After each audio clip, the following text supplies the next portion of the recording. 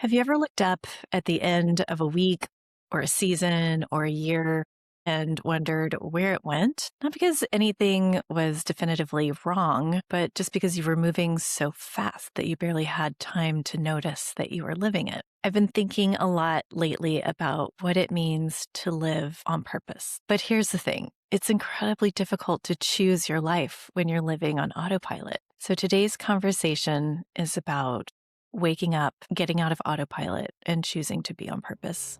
You're listening to Solving for Joy.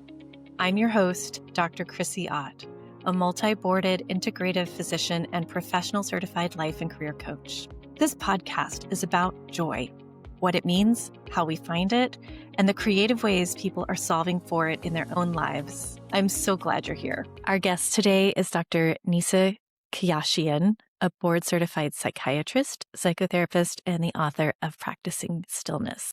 One of the things I most appreciate about Nissa's perspective is that she doesn't present stillness as something reserved for retreat centers or the perfect meditation practice, more as something we cultivate in the middle of an ordinary life and as a way of coming home to ourselves. Today, we're exploring how stillness can help us interrupt autopilot, reconnect with ourselves, and begin living more intentionally. Nissa, welcome to Solving for Joy. Thank you so much for having me here. I'm so excited to be here. Excited to have you. A lot of people recognize that feeling we're describing of looking up and wondering where the past few minutes, hours, months, or years even went. Why do you think our minds naturally drift into autopilot? What is your experience with that? So I think a lot of that has to do with kind of our brains believing that they will be operating more efficiently if we just kind of zone out, and also just the strong tendencies of our mind to be in the past, in the future, and not fully present in the here and now. When we practice kind of always being head up, right, not fully embodied and not in the present moment, those neural circuits become so ingrained. And it's just like we just go back to it without even being aware. I don't know how much you know about neuroanatomy, but a lot of that is the default mode network. It's the network that's active when they do imaging studies, when they're not asking somebody to engage in a particular task. And if we spend so much time in that default mode network, it's kind of like a hiking trail. If you go up a trail so many times, it's so much easier to take the trail that you know so well versus veering off course. I love that answer from a neuroscience perspective. It makes a lot of sense to me. Do you think that this is, made worse in modern life by our many, many hedonic distractions? Absolutely. And the messages that we get from culture, right? Like, make more money, do more things. What can you accomplish? So yes, I think that from a very young age, we're kind of put into the system where, you're like starting elementary school, and then it's like, then you got to graduate elementary school, and then you got to go to middle school, and then you got to go to high school. It's just like always kind of like living for this future ideal. And so we spend so much time in our head in this concept of time. And we don't practice being fully present for right here, right now. How does that intersect with your idea of stillness? So I love stillness because, when we say stillness, we don't necessarily mean body stillness because, for example, like yoga is a stillness practice. Or if you take, a very present hike or a run, a lot of people are very present when they are using their bodies more. So it's really stillness of what I say is the left brain thinking mind. So it's the part of our brain that lives in this concept of time, the past and the future, planning and ruminating. and so we're quieting that down. And that's what the stillness is about. Do you find that that's uncomfortable for a lot of people? Yes. We're so used to distractions, right? Yeah. Especially like in this day and age with our, very advanced technology, like everything that we can do on our cellular phones, right? and Yeah. like how expected we are to stay connected, Yeah. all the different Greater, notifications and greater than the greatest imagining of 20 years ago. yes. So, what are the misconceptions you think that are common about stillness or deepening presence? I can think of some that people say to me, but I'm curious, like, what are the obstacles that people put in their own way? I think the biggest one I hear is I'm bad at meditating. Mhm. They say, a lot of people say, "Oh, I'm so bad at it, I can't stop thinking." And I like to remind people that one of my favorite kind of spiritual teachings is the mind produces thoughts like the mouth produces saliva. So it's not that your mind is doing anything wrong, it's just what the mind does. Like we don't get mad at our mouth for producing saliva, right? So it's not so much about not thinking. Unless we have sialorrhea, then we need to take scopolamine or something, but that's my other job. Funny. So good. So it's not so much about not thinking, it's about changing our relationship to our thinking. And I think the other biggest challenge is like people are like, oh, I'm going to start meditating. And maybe they don't have any type of meditation practice. And they're like, okay, I'm going to do like 30 minutes of seated practice every day. And like, that's rough. Like if you haven't been meditating and you try to sit for 30 minutes, like by yourself, like that's really hard. And then, of course, it's going to feel really painful and you're not going to want to do that again. So I think the other thing is like start small, like do 2 minutes.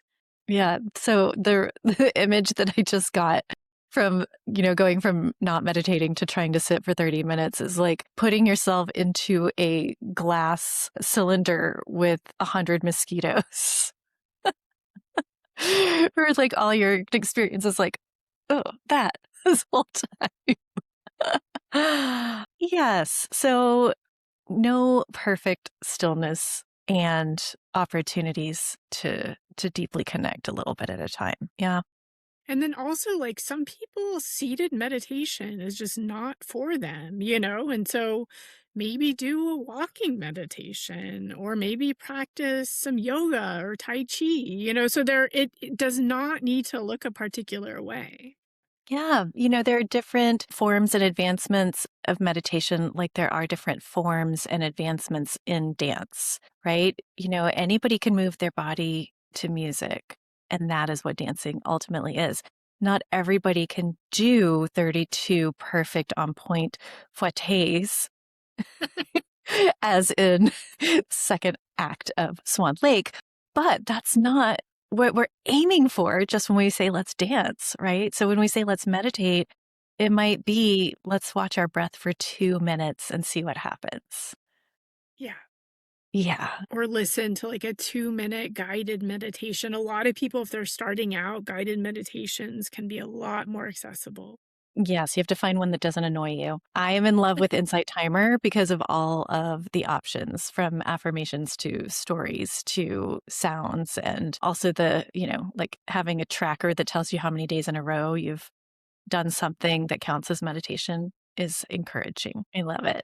We're talking about shifting from autopilot to being on purpose. And we stopped at stillness because I think that stillness actually creates awareness, and awareness creates choice. I wonder about a time where that showed up in your lived life and practice. I know you, so, like spoiler alert, I know that you have a life that is not particularly on autopilot, that you make some very distinct choices. And, was there a time when that wasn't the case? And how did you kind of wake up in that moment?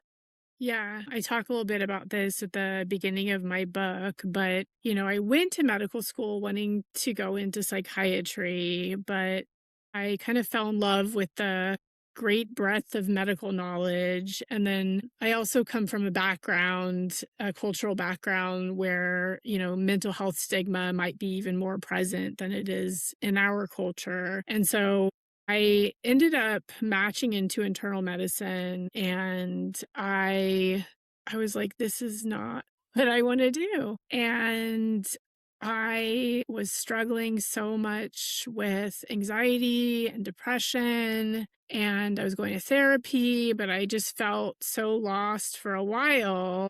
And my ex-husband was like a long-term meditator, and he had all these like meditation books. And one of the books was this book called Calming Your Anxious Mind. It's by a psychiatrist. It's like a mindfulness book for anxiety disorders. And I just started reading it because I've found a lot of peace in reading. And I'll never forget when he goes over the 7 principles of mindfulness: acceptance, patience, trust, letting go, non-judging, non-striving, and the Zen Buddhist principle for beginner's mind. It occurred to me that I had been living my life in direct opposition to Oh, those wow. principles.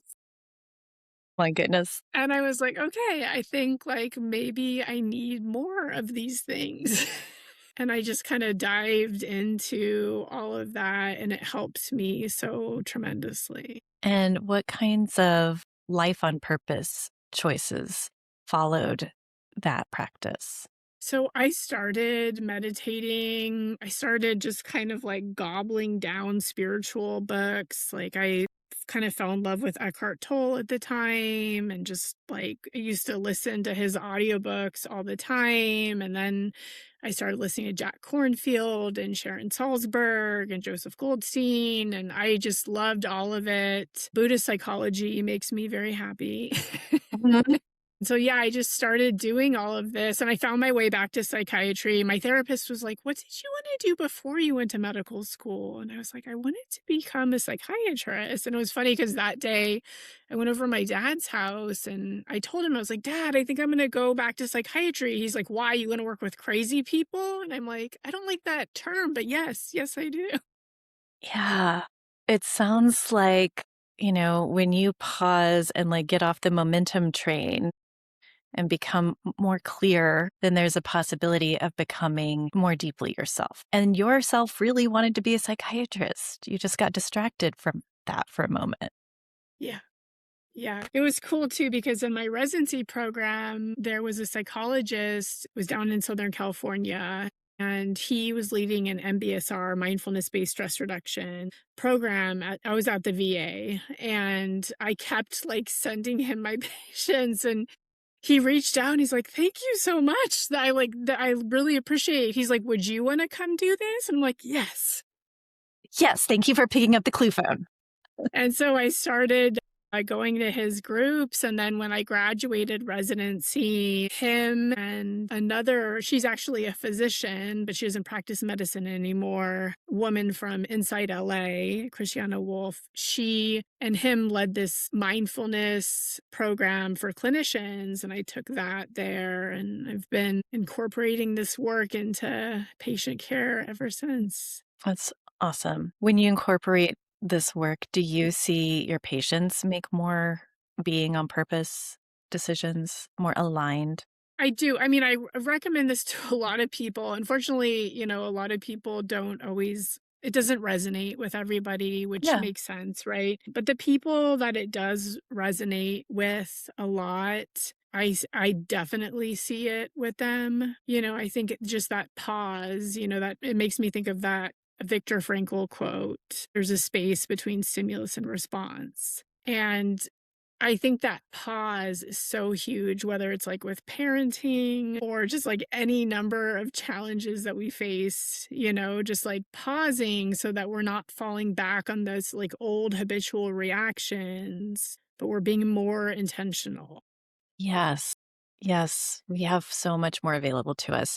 I'm picturing that well worn path from your analogy earlier and thinking about the literal neural pathway in the brain. And it's like having the power to stop the electrical signal that would keep propagating and like fire these whole segments of your brain together.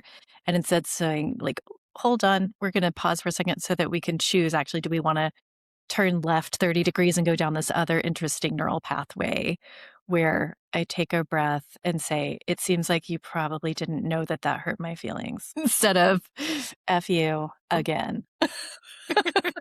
Yeah. I want to turn to why nature helps us. I have a lifelong love affair with just, connecting with nature as do most of us hopefully. But I know that it can be an important part of our mental health.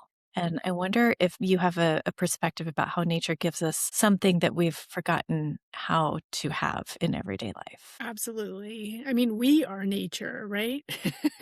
We're just animals who wear clothes. So when we come back to our breath, like this was something that Eckhart Tolle taught, he said, even if you're like in a hospital bed, you could look outside, but even if you can't see outside, connecting to your breath is connecting to nature. And, our species, evolved for so many years outside in nature. It's only been relatively recent, right? And we're so much more connected. Like if you look at like indigenous cultures versus like Western developed cultures, there was so much more connection to nature. It wasn't like, oh, how do we use and exploit these resources to accomplish all the things we want to accomplish, right? It was more about like living in harmony and respecting, all beings. Long ago, I got to be on a hospital committee to bring nature more into the lives of both patients and staff. And it was such a heartening experience just to be part of a, multidisciplinary conversation around talking about what nature can patients see from their rooms and what nature is there for people to step out of and visit on our campus, and like how do we bring that forward. I don't think I've heard that Eckhart Tolle quote about connecting with our breath is connecting with nature, but I love that as a simple, ever present way when you don't have access to beautiful mountains and long hiking paths. Breath is nature. And it's kind of a perfect segue because I would love to just give you some time to talk about some of the transformational breath work that you facilitate and what that experience has been like for you as a traveler on this planet and also as a mental health professional. So the first time that I did high ventilation breath work, so I'm saying high ventilation. Everybody thinks I'm saying hyperventilation, but it's high ventilation breath work. So you're moving a lot of air. And the most well-known of high ventilation breath work is holotropic breath work. It was developed by a psychiatrist, Dr. Stan Grof, who is in his 90s and lives in Marin. He's still alive. He came from the Czech Republic. He was trained in psychoanalysis, and he started researching psychedelics before they became illegal. And so he was doing a lot of research on psychedelics. And when they all became illegal and all the funding dried up, he noticed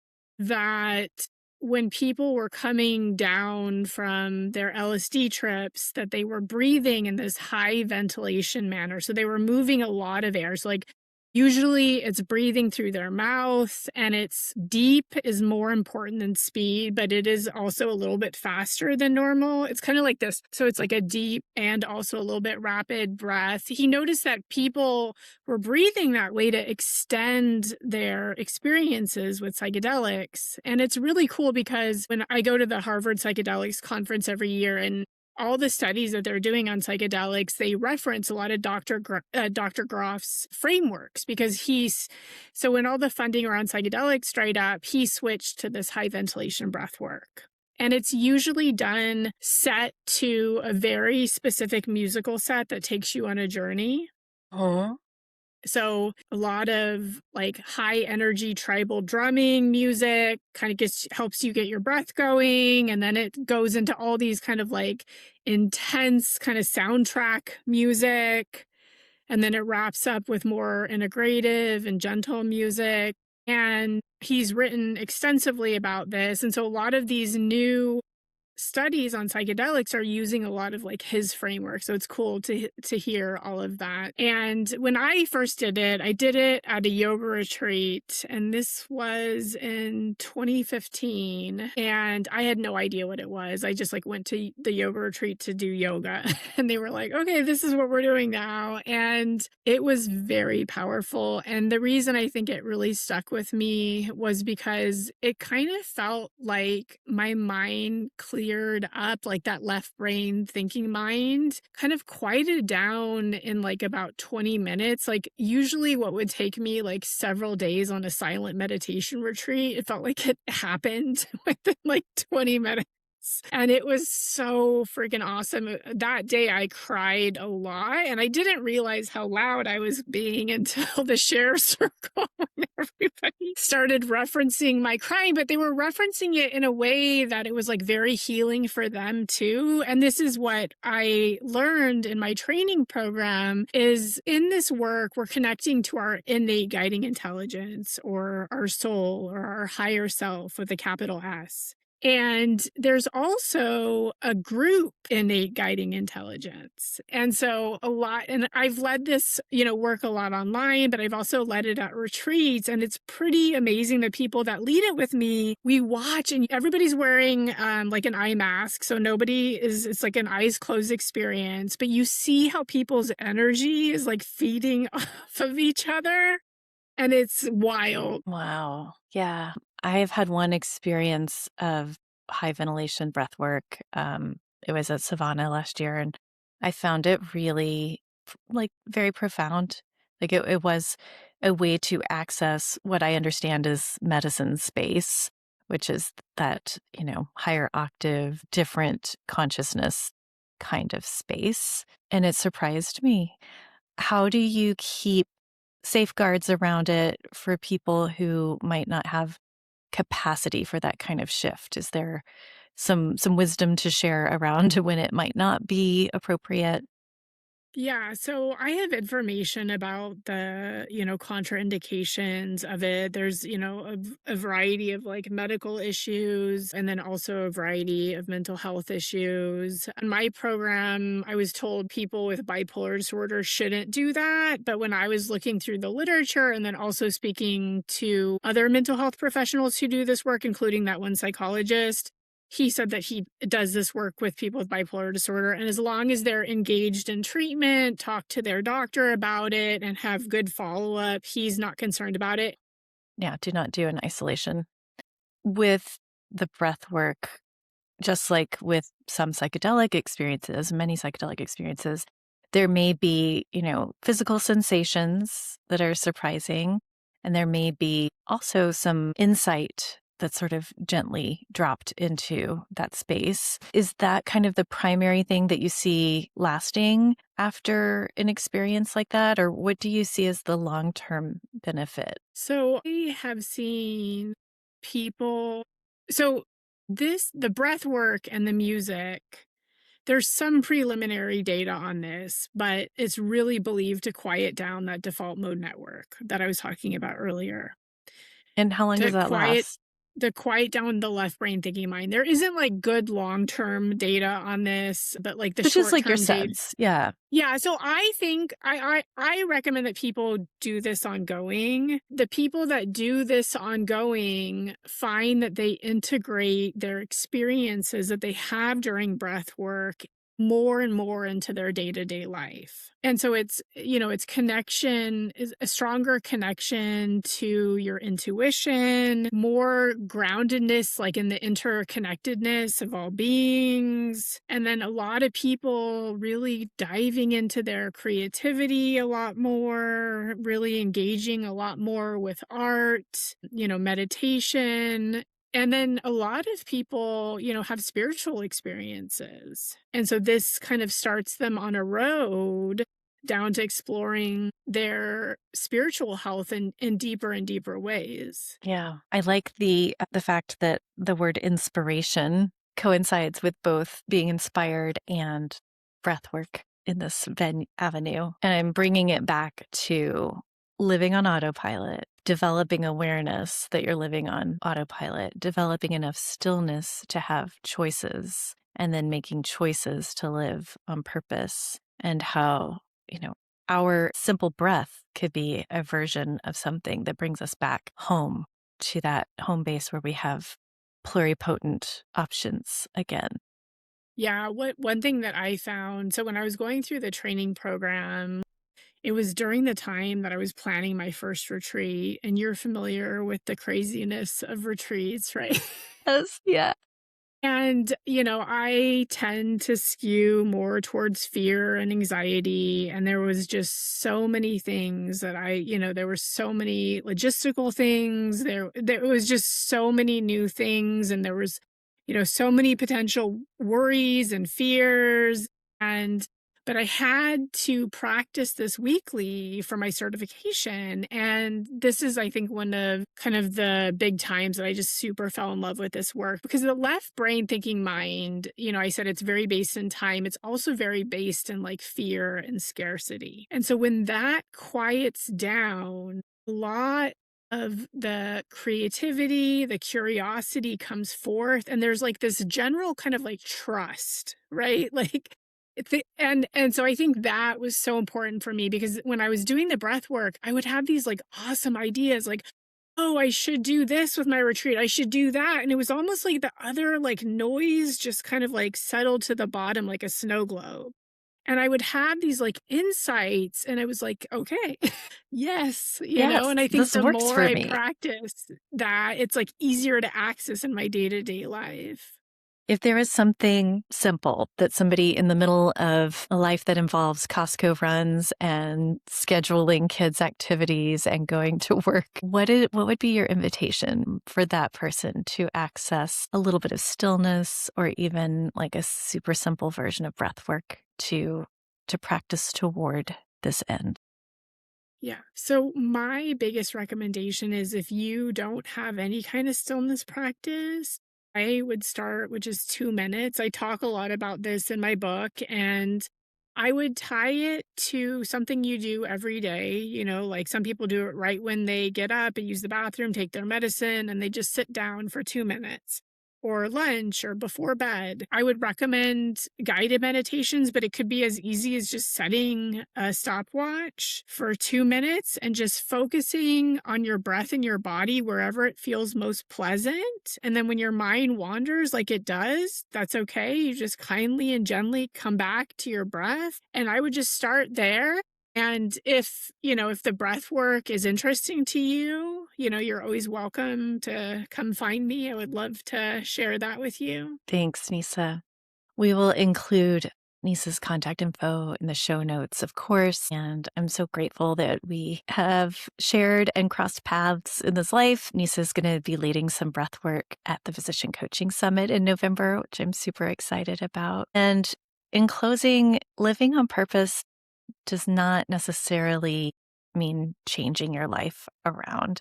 It really just begins with noticing it. Stillness is not the destination, but it is a space where we remember that we have choice. So this week, before moving into your next task, find that pause. Just take 3 slow, intentional breaths and notice what your feet feel like on the ground. Ask yourself, how do I want to meet this next moment?